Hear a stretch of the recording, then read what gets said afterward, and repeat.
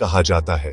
जब इस सृष्टि की रचना हुई, ब्रह्मा जी ने पंच तत्वों से मानव को गढ़ा, पर एक प्रश्न उनके मन में गूंजता रहा।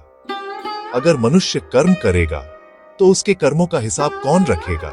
तब ब्रह्मा जी ने अपनी काया के चित्र भाग से एक दिव्य पुरुष की रचना की, जिनके हाथ में कलम थी, सामने ताड़पत्र रखे थे और मुख पर दिव्य तेज। वो थे चित्रगुप्त जी।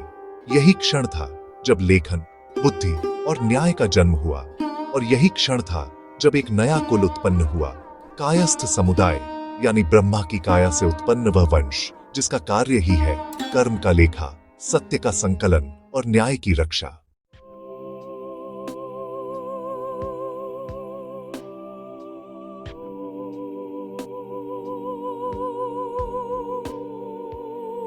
चित्रगुप्त जी को यमराज के सहायक नहीं बल्कि ईश्वर के न्याय मंत्री कहा गया है। वे हर आत्मा के जन्म से लेकर मृत्यु तक के कर्मों का लेखा रखते हैं। कौन किसे दुख देता है, कौन किसका भला करता है, सब कुछ चित्रगुप्त की कलम में अंकित होता है। उनकी लेखनी से कुछ भी नहीं छूटता, न किसी राजा का अन्याय, न किसी गरीब की आह। वो निष्पक्ष है, न रिश्वत, न सिफारिश, सिर्फ सत्य और कर्म।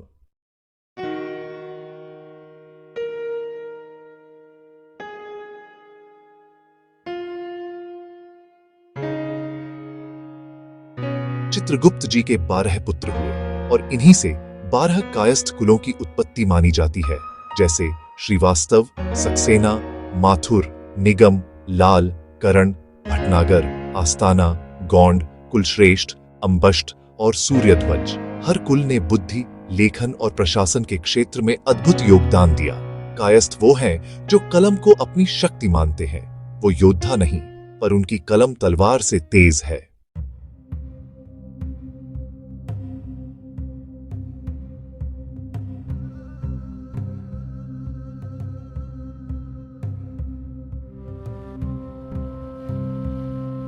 मौर्य काल से लेकर मुगल काल तक हर युग में कायस्थों ने शासन, न्याय और प्रशासन का भार संभाला।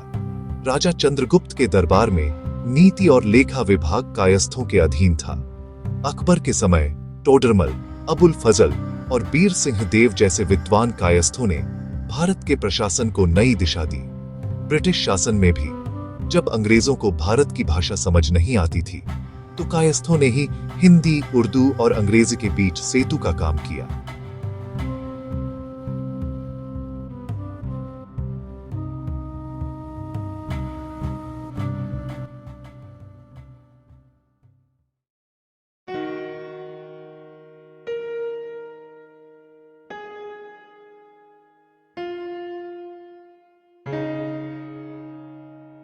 कायस्थों ने सदियों से कलम और ज्ञान को पूज्य माना। घर घर में चित्रगुप्त पूजा का दिन दीपावली के अगले दिन मनाया जाता है। उस दिन कायस्थ परिवार अपनी पुस्तिकाओं, लेजर, कॉपी और पेन की पूजा करते हैं, क्योंकि उनके लिए यह सिर्फ उपकरण नहीं बल्कि ईश्वर का आशीर्वाद है। बच्चों को सिखाया जाता है, कर्म से बड़ा कोई धर्म नहीं और लेखनी से बड़ी कोई शक्ति नहीं।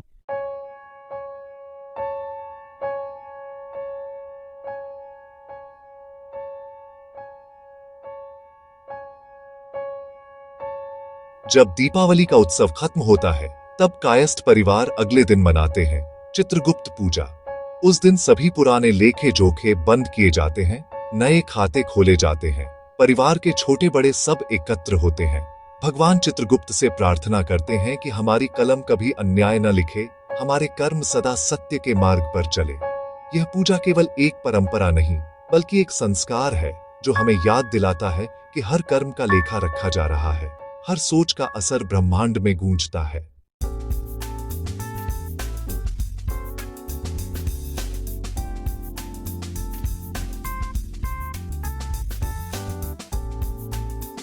आज का कायस्थ समाज सिर्फ प्रशासन में ही नहीं बल्कि कला, साहित्य, विज्ञान, राजनीति और फिल्म जगत में भी अग्रणी है। मुनि श्री श्रीवास्तव, हरिवंश राय बच्चन, अमिताभ बच्चन, मुंशी प्रेमचंद, जयप्रकाश नारायण और रामनाथ कोविंद, ये सभी उसी परंपरा के रत्न हैं। उन्होंने साबित किया है कि कायस्थ बुद्धि और कर्म के संगम का प्रतीक है।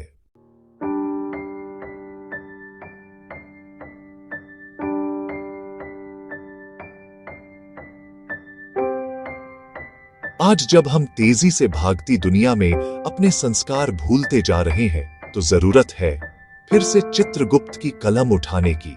सिर्फ दूसरों के कर्म नहीं, अपने कर्मों का भी लेखा रखने की। हर कायस्थ के भीतर वो दिव्य शक्ति है जो न्याय, ईमानदारी और ज्ञान का दीपक जलाए रखती है।